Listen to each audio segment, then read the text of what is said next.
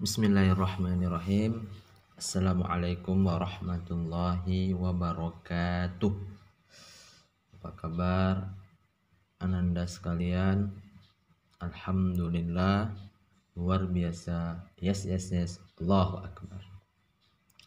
Baiklah, alhamdulillah kita masih diberikan kesempatan untuk melakukan aktivitas kita, yaitu belajar dan mengajar walaupun dalam keadaan daring, dalam jaringan.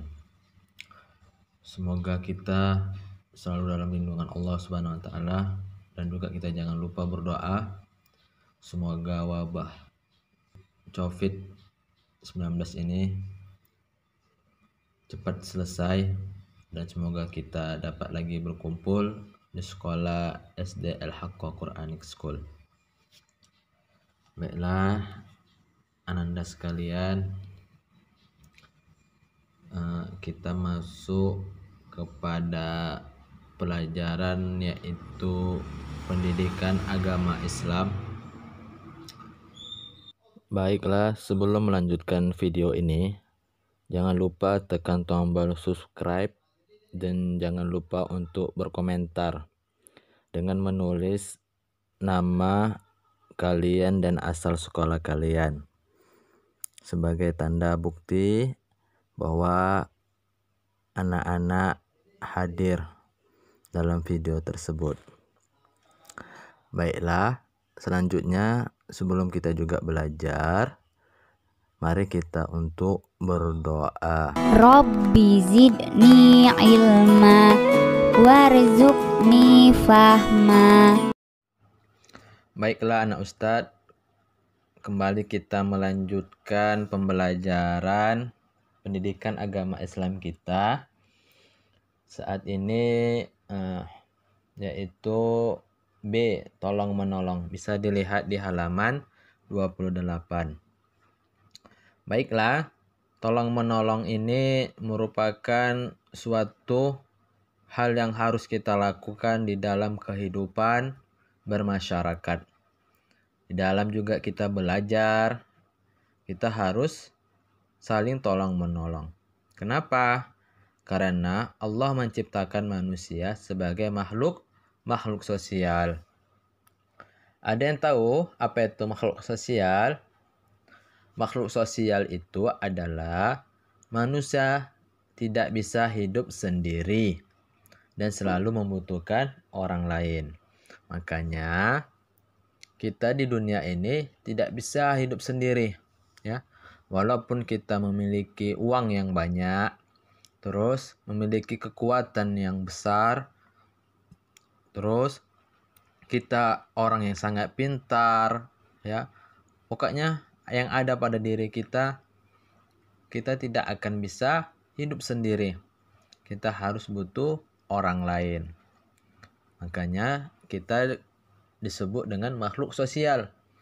Tidak bisa hidup sendiri. Kita harus butuh dengan orang lain. Tolong menolong ini adalah sikap yang saling membantu kepada mereka, ya. Mereka yang sangat membutuhkan. Tolong menolong ini juga harus dilakukan dengan ikhlas, ya. Tidak boleh ada minta upah, dan kita harus sesuai dengan kemampuan kita. Kalau kita menolongnya sesuai dengan kemampuan kita, itu suatu hal yang bagus. Tetapi kalau tidak sanggup kita untuk menolongnya, maka jangan dipaksakan. Tolong menolong ini juga perintah dari Allah Subhanahu wa taala. Karena Allah Subhanahu wa taala sangat mencintai orang-orang yang memiliki sifat tolong menolong. Kenapa? Karena kalau kita menolong orang lain, berarti kita sudah membantu kesusahan dia.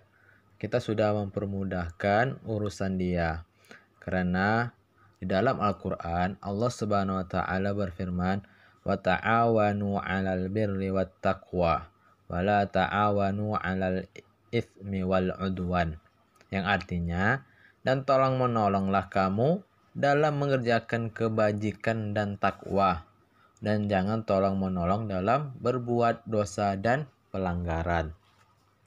Jadi anak ustadz, kita itu tolong menolong harus dalam kebaikan dan juga harus dalam ketakwaan. Kenapa? Karena Allah sangat mencintai kalau kita menolong dalam kebaikan. Jadi kalau orang yang Allah sangat tidak suka kepada tolong menolong dalam berbuat jahat atau berbuat dosa. Contohnya bagaimana Ustadz? Seperti kita tolong menolong di dalam menyelesaikan ujian semester. Teman kita tidak bisa, tetapi kita menolongnya. Itu merupakan suatu tolong menolong yang tidak baik.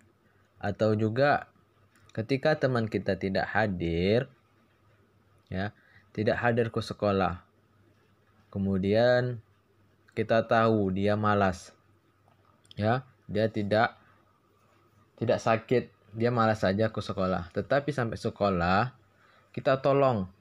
Bagaimana nolongnya? Kita bilang dia sedang sakit, Bu. Ya.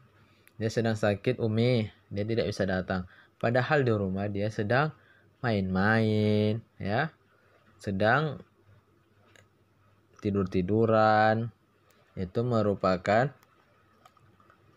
tolong menolong yang tidak baik. Ini Allah sangat tidak suka, ya. Allah sangat tidak suka kepada tolong menolong yang tidak baik. Makanya di dalam Al-Qur'an Allah sudah menjelaskan tolong menolongnya dalam kebaikan.